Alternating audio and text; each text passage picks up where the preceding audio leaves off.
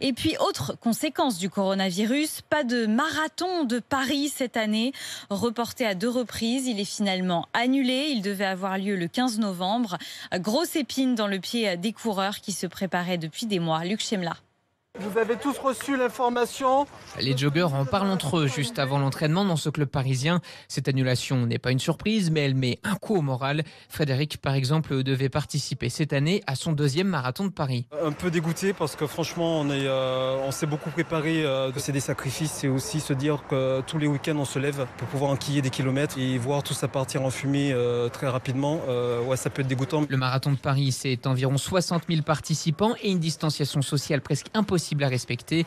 Jessica, qui se prépare depuis des semaines, se veut compréhensive. Les ravitaillements, on est collés les uns aux autres, on transpire, on se serre dans les bras quand on est content. Au village, pour récupérer les dossards, ça fait énormément de monde. Faut pas être égoïste. Courir, c'est pas forcément une priorité. Une annulation qui rassure en tout cas Jean-Michel Constantin, anesthésiste et réanimateur à l'hôpital de la Pitié-Salpêtrière à Paris.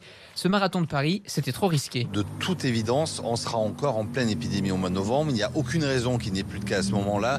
Donc c'est la cohérence veut qu'on annule. Ça me semble une décision sage et prudente. Le semi-marathon de Paris est lui aussi annulé. Rendez-vous donc l'année prochaine.